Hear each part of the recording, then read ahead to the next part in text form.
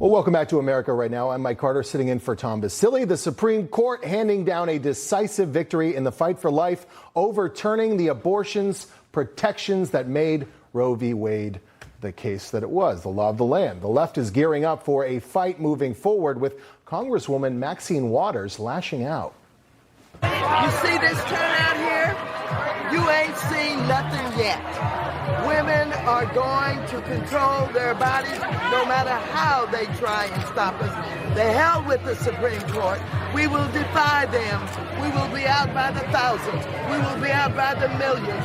We're going to make sure we fight for the right to control our own bodies.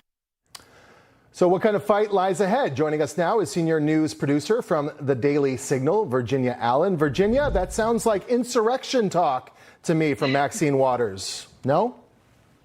Well, it's wild to see. We repeatedly see this from the radical far left, that they preach tolerance, they preach acceptance, but they're only tolerant and acceptant of those that adopt their ideology, of those that kowtow to their beliefs. So that's exactly what we're seeing right now from individuals like Maxine Waters. They claim to be pro-human rights, and yet what we saw from the Supreme Court yesterday is that the Supreme Court restored the most fundamental human right, the right to life, to society's most vulnerable population, the unborn.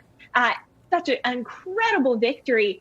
And yet the left is just scrutinizing that, and they're calling instead for violence. They're calling for rage. We've seen the march, the Women's March has already declared a summer of rage.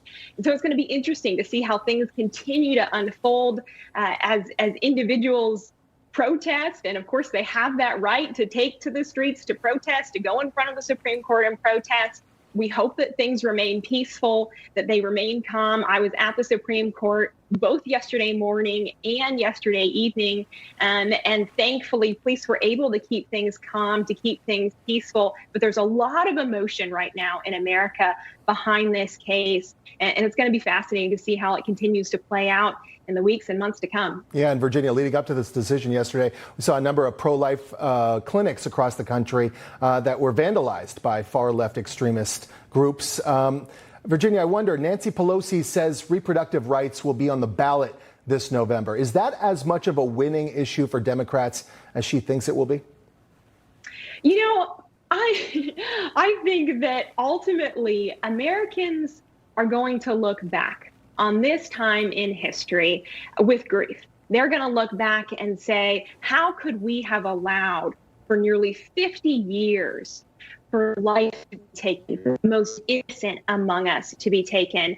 And, for some people, it might take some time to come to that realization of what abortion really is. But America is waking up. And we saw that yesterday, that Americans are waking up to the reality that abortion takes the life of an innocent human child. And so the culture of life is being furthered through Roe v. Wade being overturned. Already, we've seen that 26 states across America have put legislation in place to protect life, to stand up for life. I think we're only going to see that continue. For 50 years, the pro-life movement, they've been preparing for this moment right now. They are ready. They are ready to love women. They are ready to love those babies. And they're ready to journey with families who are facing unplanned pregnancies. So the culture of life is winning. It's going to keep winning. And, despite whatever Maxine Waters or Nancy Pelosi says, Americans are waking up to the reality of abortion, and life is going to keep winning.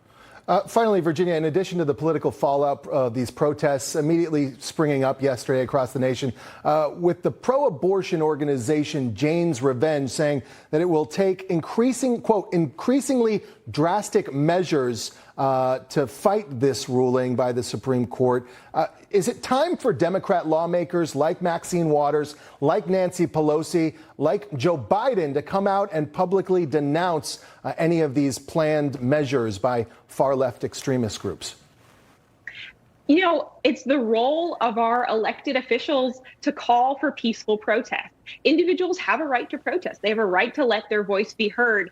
But the moment our elected leaders start encouraging violence, there's something seriously wrong with that. And the American people need to call that out as what it is. It's a total betrayal in many ways to the American people. We have seen so many instances, as you mentioned, of pro-life centers being attacked, of pro-life individuals being attacked. There's been more than 40 instances of that happening just since the leaked opinion. Pro-life organizations are nervous. They're nervous to go to work. And my goodness, we live in America. That's not right. These individuals that are pro-life need to feel protected, like they can express their views, just like those who are pro-abortion right now also have a right to express their opinions and express their views. So our elected officials, they absolutely should be calling for peaceful protests, peaceful demonstrations, and that we can have a conversation moving forward about the sanctity of life and about the fight ahead. Virginia Allen, thank you so much for joining us today. Appreciate your time.